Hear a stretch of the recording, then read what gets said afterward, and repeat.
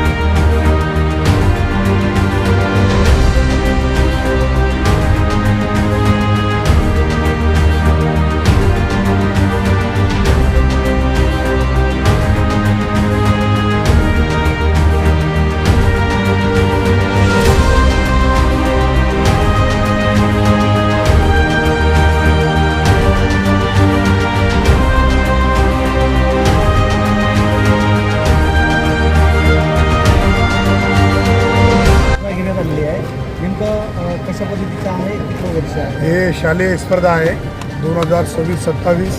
सुब्रतो मुखर्जी यांचं नियोजन असोसिएशनला जिल्हाधिकारी क्रीडालयामार्फत दिलेलं आहे। त्यामुळे याचं नियोजन आम्ही केलं। पूर्ण 6 जिल्ह्याचे खेळाडू इथं आलेले आहे आणि हे सामने 1 दिवशी चालू झाले। कुठून खेळाडू आले? ग्रामीण संभाजीनगर, ग्रामीण संभाजीनगर शहर, बीड, जालना, परभणी, हिंगोली असे जिल्ह्यातून संघ आलेले आहे। औरंगाबादहून 2 आणि परभणीतून 2 संघ आलेले आहे। याच्यानंतर जिंकल्यानंतर संघ कुठे जाणार? हा जिंकल्यानंतर महाराष्ट्र खेळण्यासाठी मुंबईला संघ जाणार आहे आणि हा संघ याचं उद्घाटन करण्यासाठी आमच्यापैकी जे प्रमुख पाहुणे आले, माननीय आमचे वसमतचे नगर परिषद अध्यक्ष PSI मॅडम, आमचे युवाचे नेते लक्ष्मीकांत भैया, या सर्वांनी खेळाडूला चांगलं मार्गदर्शन केलं। भविष्यासाठी त्यांना शुभेच्छा दिलेल्या आहेत।